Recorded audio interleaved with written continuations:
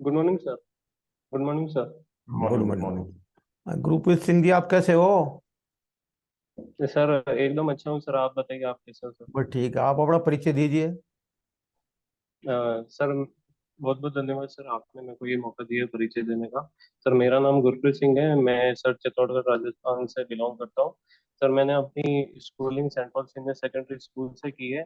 और सर मैंने अपनी ग्रेजुएशन मेवाड़ यूनिवर्सिटी से की है। और सर मेरा जो फैमिली है उसके अंदर सर हम 4 मेंबर की फैमिली है, जिसके अंदर मेरे फादर मदर हैं और मेरे भैया हैं बड़े। सर मेरे भैया एक एएसएम है सिंपोलो टाइल्स के अंदर, और मेरे फादर बिजनेसमैन है, और मेरी मदर एक होम मेकर है। और सर मेरी जो हॉबीज हैं वो सर नए नए लोगों से मिलना, गुरबानी को पढ़ना और उसको सुनना, और सर नई प्लेसेस को विजिट करना मेरी हॉबीज है। आप ये बताइए कौन से साल में पास आउट किया है आपने ग्रेजुएशन? सर 2019 में पास आउट किया। तो अभी आप 2023 तक क्या कर रहे थे? सर हमारा एक फैमिली बिजनेस है, तो सर मैं फादर की हेल्प कर रहा था उसके अंदर, और मीन वाइल उसके साथ साथ मैं अपनी प्रिपरेशन कंटिन्यू कर रहा था। फादर का किस टाइप का बिजनेस है आपका? सर टायर्स का बिजनेस है सर, हमारी एजेंसीज हैं सीए टायर और एमआरएफ। तो आप चित्तौड़ के बारे में बताइए मैं थोड़ा। सर चित्तौड़गढ़ की स्थापना जो हुई थी सर, एशिया का जो सबसे बड़ा फोर्ट है जो एरिया वाइज, तो वो सर चित्तौड़गढ़ राजस्थान का है। और सर जो इंडिया का सीमेंट हब है वो भी चित्तौड़गढ़ राजस्थान ही है। सर हमारे यहाँ पे मतलब बहुत विभिन्न तरह की सीमेंट फैक्ट्रीज हैं। और सर एशिया का सबसे बड़ा फोर्ट है, महाराणा प्रताप के प्रचलन में हुआ था ये फोर्ट। और सर जो चित्तौड़गढ़ का फोर्ट है, इसका जो पहला नाम था, जो एशियन नेम था चित्तौड़गढ़ फोर्ट का, वो था चित्रकूट फोर्ट। चलो, आप अपनी स्ट्रेंथ और वीकनेस बताइए। सर स्ट्रेंथ मेरी ये है कि सर मैं एक गुड कम्युनिकेटर हूँ, और प्रेजेंटेशन की स्किल्स जो मेरे अंदर है वो बहुत अच्छी हैं सर। सर हमारे कॉलेज के अंदर एक कंपटीशन भी होता था, best presenter of the university sir, उसके अंदर भी मैंने अवार्ड विन किया था। और सर मैं एक टीम मेकर हूँ, मतलब और टीम वर्कर भी हूँ साथ में। सर इसके अंदर सर जब कॉलेज डेज के अंदर हमने जो इंजीनियरिंग की थी सर मैंने, तो उसके अंदर हमको वेरियस प्रोजेक्ट्स बनाने पड़ते थे। तो उसके अंदर सर जो मेरा एक मेजर प्रोजेक्ट था वो था सर सोलर कार का, तो उस प्रोजेक्ट को भी मैंने लीड किया था और सक्सेसफुली हमने उसको कंप्लीट किया था। और सर वीकनेस मेरी ये है कि सर थोड़ा स्नेक से डर लगता आप एलआईसी में क्यों आना चाहते हैं? है। सर एलआईसी के अंदर सर मैं इसलिए आना चाहता हूँ क्योंकि सर मैं बहुत ही सच बोलूंगा आपको इसके रिगार्डिंग, सर बचपन से ही मुझे बैंकिंग का जो एनवायरनमेंट है, वर्क कल्चर, वो बहुत अच्छा लगता था। और सर लास्ट ईयर मुझे एलआईसी के बारे में जानने को मिला, so it is like cherry on the cake. तो इसलिए सर मैं एलआईसी के अंदर मूव करना चाहता हूँ, क्योंकि सर इसके अंदर एक बहुत ही अच्छा ऑर्गेनाइजेशन है, और सर इसके अंदर जो ग्रोथ की अपॉर्चुनिटीज है वो बहुत ही ज्यादा है सर। बीमा की इंडस्ट्री ग्रोथ कितनी रेट है? सर बीमा की सर जो अभी पेनिट्रेशन है सर, उसके रिगार्डिंग आप पूछ रहे थे। Penetration is different, I am asking about the industry growth rate. Sir sorry sir, I am not. Okay. मैं पूछ गया। हाँ। तो आप ये बताइए, बीमा के बारे में बताइए थोड़ा। सर बीमा एक जो प्रोडक्ट है सर, दो टाइप के बीमा होता है। एक सर लाइफ बीमा होता है और एक नॉन लाइफ बीमा होता है। तो सर इसके अंदर जो लाइफ का बीमा है उसके लिए सर हमारे हिंदुस्तान में एक बहुत ही मेजर कंपनी है, life insurance corporation of India, LIC. Sir वो गवर्नमेंट ऑर्गेनाइजेशन है हमारे हिंदुस्तान की। और सर लाइफ इंश्योरेंस के अंदर हम जब भी एक इंश्योरर इंश्योर्ड करता है किसी भी इंडिविजुअल को, तो उसकी लाइफ की मतलब अश्योरिटी ले लेता है वो। तो उसके रिगार्डिंग वो जो भी पेमेंट्स लेता है, प्रीमियम्स लेता है ऐसे पेमेंट, तो उसके रिगार्डिंग उसको लाइफ अश्योरिटी मिलती है। और सर एक जनरल इंश्योरेंस होते हैं इंडिया के अंदर, सर उसके अंदर जैसे भी जो भी हमारे नॉन लाइफ थिंग्स है, जैसे कार्स हो गए या हेल्थ हो गए, हेल्थ इंश्योरेंस भी हमारे हिंदुस्तान के अंदर एक जनरल इंश्योरेंस के अंदर ही आता है। एलआईसी से संबंधित कितनी बीमा कंपनियां हिंदुस्तान में? सर उसकी 6 सब्सिडरीज है। सब्सिडी है। एलआईसी की सब्सिडी बताइए आप। सर एलआईसी की सब्सिडरी जैसे आईडीबीआई बैंक है, एलआईसी हाउसिंग फाइनेंस है, एलआईसी म्यूचुअल फंड्स है, एक्सेट्रा सर। आप ये बताइए गुरप्रीत सिंह जी कि आपको इससे बढ़िया कोई नौकरी मिलती है तो क्या ये नौकरी छोड़ दोगे आप? जी नहीं सर, मैं बहुत ट्रू रहूंगा इसके अंदर, मैं ये जॉब नहीं छोड़ूंगा, क्योंकि सर मेरे को एक ऐसा प्लेटफॉर्म चाहिए जिसके अंदर मैं अपनी करियर की ग्रोथ कर पाऊँ, और सर मेरे को एक डिग्निटी डिग्निटी चाहिए एक लाइफ के अंदर। तो सर एलआईसी मुझे प्रोवाइड कर रही है, तो सर मैं स्विच नहीं करूंगा इस जॉब को। एक अच्छे एडीओ के क्या गुण होने चाहिए? सर एडीओ का एक अच्छा गुण ये होना चाहिए कि सर पहले तो वो बहुत ही अच्छा गुड कम्युनिकेटर होना चाहिए। और हम्म। सर उसको एक एनालिसिस के जो स्किल्स होती है वो होनी चाहिए कि वो एक गुड एजेंट को रिक्रूट कर पाए, जिससे कि वो अपने टारगेट्स को अचीव कर पाए। एडीओ की ड्यूटीज और क्या? Sir presentation, sir duties ADO की यही होती है कि सर वो एक एजेंट्स को रिक्रूट करे और उनको ट्रेन करे, और टाइम टू टाइम उनसे अपने टारगेट्स भी पूरे करवाए, और उनको मोटिवेट भी करे अगर कोई एजेंट फंस जाता है, जैसे वो टारगेट पूरे नहीं करवाता इस स्थिति में। आप फर्दर 5 साल बाद कहाँ देखना चाहते हैं अपने आप को? सर फर्दर 5 साल में मैं एक रेपुटेटेड और रिस्पॉन्सिबल पोजीशन में अपने आप को देखना चाहता हूँ। एलआईसी के अंदर हो जाए मतलब तो बहुत ही अच्छा रहेगा कि एलआईसी के अंदर मैं अपनी अच्छी एक इमेज क्रिएट कर पाऊँ, और एक रिस्पॉन्सिबल पर्सन बन पाऊँ अपनी कंपनी के लिए। तो एक मेरी कंपनी भी ये बोले कि हमको एक बहुत अच्छा एसेट मिल गया हमारी ऑर्गेनाइजेशन। आपका फेवरेट न्यूज़पेपर कौन सा है? सर मेरा फेवरेट इंडियन एक्सप्रेस। आज पढ़ा क्या आपने नहीं सर, आज तो संडे था, इसलिए सर थोड़ा मतलब लेट वेकअप किया मैंने, तो इसलिए अभी पढ़ नहीं पाया सर। अच्छा, आज की कोई विशेष समाचार बताइए आप। सर विशेष जो बर्निंग इश्यूज अभी चल रहा है वो सर एक वही है कि बालासोर का चल रहा है। और सर हमारे एक अग्नि प्राइम करके अभी एक बैलिस्टिक मिसाइल भी गवर्नमेंट ने लॉन्च कर दी है सक्सेसफुली उड़ीसा से। हम्म।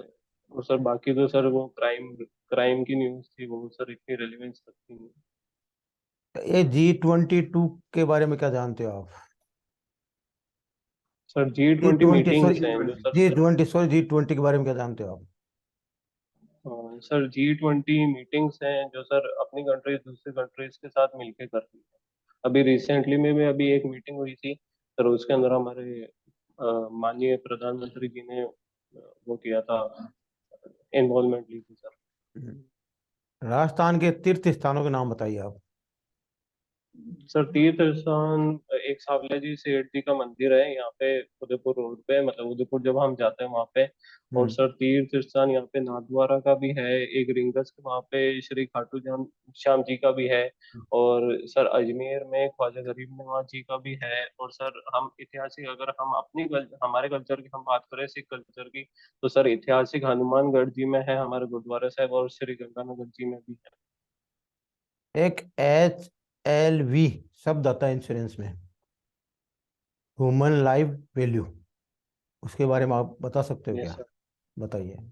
जी सर, ह्यूमन लाइफ वैल्यू मतलब एक टर्म निकाली जाती है, जैसे भी हम जब भी एक इंडिविजुअल का इंश्योरेंस करते हैं, तो सर उसके पहले एक एज देखी जाती है, वो कितने एज का है। अगर सर 25 फॉर एग्जांपल, अगर हम एक 25 साल की उम्र का व्यक्ति का इंश्योरेंस कर रहे हैं और एक 45 साल की उम्र के व्यक्ति का इंश्योरेंस कर रहे हैं, तो सर जो 25 साल वाला इंश्योरेंस होगा उसकी जो प्रीमियम आएगी वो लो होगी, क्योंकि वो लो इसलिए होगी, जो MMIB होगी, जो मोर्टेलिटी एंड मॉर्बिडिटी रेट उस पर्सन की होगी वो बहुत ही लो होगी। तो सर चांसेस बहुत कम है कि वो उस जो अगर वो टर्म प्लान लेता है 10 से 15 साल का, तो इंश्योरेंस कंपनी को ये अश्योरिटी रहेगी कि 10 से 15 साल का उसका जो मोर्टेलिटी रेट है वो बहुत ही लो रहेगा। और अगर हम 45 साल की उम्र के व्यक्ति का देखते हैं, तो सर उसका जो मोर्टेलिटी रेट होगा 10 से 15 साल में प्रोबेबिलिटी बहुत ज्यादा बढ़ जाएगी डेथ की, इसलिए सर उसका हम प्रीमियम ज्यादा चार्ज करेगी कंपनी। तो सर इसी प्रोसेस को ह्यूमन लाइफ वैल्यू बोलते हैं। चलो ठीक है। चलो आप ये बताइए कि जो है वो आपके सिखों के अंदर जो है सबसे पहले जो है जी, धर्म गुरु कौन रहे हैं? श्री गुरु नानक देव जी। श्री गुरु नानक जी थे। उनकी जन्मस्थली कौन सी रही? सर उनका जन्म स्थान अभी सर जैसे पार्टीशन के बाद सर पाकिस्तान में हो गया, ननकाना साहब तलवंडी उनका जन्म स्थान है। अच्छा, इंश्योरेंस को लेकर जो है आप ये बताइए कि भारत के अंदर जो LIC है उसके जी टॉप प्रोडक्ट के बारे में बताइए जो सबसे ज्यादा सेल आउट होते हैं या फिर बहुत ज्यादा चर्चा के अंदर रहते हैं। सर बहुत ज्यादा चर्चा के अंदर सर अभी जैसे अगर हम जैसे जो अभी ज्यादा पॉपुलेशन है वो सर माइक्रो इंश्योरेंस लेती है, क्योंकि सर लो एवरेज पीपल इंडिया के अंदर बहुत ज्यादा है। तो सर अभी एलआईसी का नहीं, एक मैं बहुत एल ही आई सी के फेमस प्रोडक्ट की प्रोडक्ट है। बात कर LIC के प्रोडक्ट की बात कर रहा हूँ। जी माइक्रो सर, तो इंश्योरेंस एलआईसी के अंदर हाँ, बताइए बताइए। सर एलआईसी ने एक माइक्रो इंश्योरेंस लॉन्च किया सर, एलआईसी भाग्य लक्ष्मी प्लान। वो सर भाग्य माइक्रो लक्ष्मी। इंश्योरेंस है, और सर जी सर भाग्य लक्ष्मी प्लान। और सर एक और अगर जैसे कोई एंडोमेंट प्लान को परचेस करना चाहता है तो उसके लिए सर जीवन लाभ प्लान बहुत अच्छा है। या हाँ, फिर सर कोई होल लाइफ का इंश्योरेंस प्लान परचेस करना चाहता है तो उसके लिए जीवन उमंग प्लान बहुत अच्छा है। और अगर सर कोई इन्वेस्टमेंट के तौर पे देना चाहिए तो उसके लिए यूलिप प्लान्स भी बहुत अच्छे एलआईसी के पास अवेलेबल है। आप अभी अपने फादर का बिजनेस जो है उसमें हेल्प कर रहे हैं अभी फिलहाल। जी सर। तो आपको नहीं जी सर। लगता कि आप एक जो है आपको बिजनेस करने के बजाय आप जो है वो एक LIC में जॉब करने जा रहे हैं तो आपको बेनिफिट्स कम रहेंगे, या फिर आप जैसे मान लो जो है अपने बिजनेस का एक्सपीरियंस कैसे काम में ले पाएंगे इस जॉब के लिए। सर बिजनेस का एक्सपीरियंस ऐसे काम में ले पाएंगे, क्योंकि सर हमारा जो बिजनेस है उसके अंदर भी हम डेली की सेल्स ही करते हैं। और सर सेल इस प्रकार से रहती है कि जैसे भी सर जो भी कस्टमर विजिट करता है हमारे पास, तो पहले सर हम उससे एनालाइज करते हैं कि उसको टायर किस टाइप का चाहिए है, तो सर उसकी रिक्वायरमेंट के अकॉर्डिंग हम उसको सेल करते हैं। Sir same as life insurance के अंदर भी ऐसा ही है। अगर सर कोई लो एवरेज कैटेगरी का पीपल है और एक हाई प्रोफाइल कस्टमर है हमारे पास, तो उसको भी सर हमको एनालाइज करके उसके अकॉर्डिंग ही सर हमको उसको इंश्योरेंस प्लान सजेस्ट करने पड़ेंगे। ग्रेस पीरियड क्या होता है इंश्योरेंस में। सर ग्रेस पीरियड एक ऐसा पीरियड होता है जैसे कि सर किसी ने इंश्योरेंस प्लान बाय कर लिया एक इंडिविजुअल ने, और उसकी सर मंथली या फिर वो ईयरली या क्वार्टरली प्रीमियम्स को अप्लाई कर सकता है। अगर सर वो ईयरली प्रीमियम को अप्लाई करता है तो सर अगर उस टाइम पे जो डेट है उसकी पेमेंट की, अगर वो उसको मतलब अ, किसी कारणवश वो भर नहीं पाता, उस टाइम पे पेमेंट नहीं कर पाता, तो सर कंपनी उसको 30 डेज का ग्रेस पीरियड ऑफर करेगी जिसके अंदर वो उस पेमेंट को कंप्लीट कर सकता है और उसकी पॉलिसी भी लैप्स नहीं करेगी। वेयर अगर वो मंथली प्लान को अप्लाई करता है तो उसको 15 दिन का ग्रेस पीरियड मिलेगा, तो उसकी पॉलिसी भी लैप्स नहीं होगी, उसकी पॉलिसी भी कंटिन्यू रहेगी और उसकी प्रीमियम्स भी पे हो जाएगी। अच्छा, एक लीडर और मैनेजर में क्या डिफरेंस होता है। सर लीडर और मैनेजर के अंदर डिफरेंस एक अच्छा खासा डिफरेंस होता है मेरे अकॉर्डिंग, क्योंकि मैनेजर सर एक मैनेज करता है और एज ए लीडर जो भी वर्क करता है, तो सर लीडर का एक काम रहता है कि अपनी टीम को पूरी एक अच्छी ग्रोथ पे लेके जाए। और मैनेजर सर उन सब टीम के अंदर जो भी प्रॉब्लम चल रही है, कुछ भी फेस कर रहा है वो, तो उसको मैनेज करता है सर। आप DO के जॉब को एज ए मैनेजर के तौर पर देखते हैं या लीडर के तौर पर देखते हैं। सर इसके अंदर सर बहुत वर्क रहेगा हमारा, क्योंकि ऐसे मैनेजर वर्क भी रहेगा। अगर मैं एलआईसी के एजेंट्स को रिक्रूट कर लेता हूँ तो उनको मैनेज भी करना पड़ेगा। अगर जैसे मेरा कोई एजेंट कोई लो वर्क कर पा रहा है या वो वर्क ही नहीं कर पा रहा, तो सर उससे पूछना भी पड़ेगा कि उनको कहाँ पे कारण क्या कारण रह रहे हैं कि वो वर्क नहीं कर पा रहे हैं, या उसको क्या प्रॉब्लम फेसेस करनी पड़ रही है। और सर एज ए लीडर मैं ऐसे वर्क करूंगा कि अगर जो भी मेरे एजेंट्स अच्छा वर्क कर रहे हैं तो उनको और अच्छी ग्रोथ कैसे मिल पाए, उसको मैं कैसे मोटिवेट कर पाऊँ, या कुछ नए प्लान्स आए तो उसको मैं कैसे एजुकेट कर पाऊँ, लर्न कर पाऊँ, सर उसके अकॉर्डिंग मैं लीड करूंगा। चलो, एक अंतिम सवाल आप ये बताइए कि जी। इंटरव्यू देने और भी बहुत कैंडिडेट आए हैं, तो जी आपका ही चयन क्यों किया जाए। सर मेरा चयन इसलिए किया जाए क्योंकि सर मैं अपनी तरफ से ये बताना चाहूंगा कि सर मैं ये बिलीव करता हूँ कि मैं गुड कम्युनिकेटर हूँ, और सर मैं जो भी अदर पीपल्स होते हैं उसके साथ अच्छे से इंटरेक्ट कर पाता हूँ। और सर मैं एनालाइज कर पाता हूँ कि मैं उनकी नीड्स क्या है, उसके नीड्स के अकॉर्डिंग सर मैं प्लान्स को सजेस्ट कर पाऊंगा। और सर बाकी का सर आपको कैंडिडेट्स और भी अच्छे मिल सकते हैं मेरे से, तो सर उनके बारे में मैं कुछ कहना नहीं चाहूंगा। और क्योंकि सर मुझे भी कुछ पता नहीं उनके बारे में, जो भी कैंडिडेट्स आए हुए हैं सर उन्होंने भी अच्छा किया, एग्जाम क्लियर किए हैं। और सर मैं सिर्फ अपने बिहाफ पे ये कहना चाहूंगा कि मैं एक गुड कम्युनिकेटर हूँ, मेरे अंदर एनालिसिस की स्किल्स अच्छी हैं, प्रेजेंटेटर अच्छा हूँ मैं, एनालाइज कर सकता हूँ, तो इस बिहाफ पे मेरा चयन होना चाहिए, मैं ये कहना चाहूंगा। चलो, गुड। ठीक है गुरप्रीत जी, बहुत अच्छा रहा आपका इंटरव्यू। धन्यवाद। Thank you. जी थैंक यू सर। सर कोई फीडबैक मेरे लाइक? फीडबैक आपका ठीक है, अच्छा है, आपका कम्युनिकेशन भी बहुत अच्छा है, बोलने का जो आपका कॉन्फिडेंस लेवल है वो भी बहुत अच्छा है। थोड़ा जनरल अवेयरनेस और आप और देख लेना करंट अफेयर्स जो है। आपका डॉक्यूमेंट्स वगैरह रेडी होंगे, डिग्री वगैरह, मार्क्स कार्ड और जो कंडक्ट सर्टिफिकेट्स हैं वो 3 चाहिए। यदि आप किसी कास्ट रिजर्वेशन में आते हैं तो caste certificate recently central government का चाहिएगा। ठीक है, बाकी आपका कॉन्फिडेंस लेवल बहुत अच्छा है, इंटरव्यू आपने चीज़ों को फेस बहुत अच्छे से किया, एक्सप्लेन करने का भी प्रयास अच्छा किया। ठीक है, इसके अलावा आप थोड़ा सा जो है जनरल अवेयरनेस को लेके थोड़ा सा नॉलेज और गेन कर लेना। ठीक है, ओके, थैंक यू, जी। Best of luck. Okay, thank you sir. Okay thank okay sir, it's an honour meeting you both of you sir. Pardon. Sir it's an honour meeting you sir.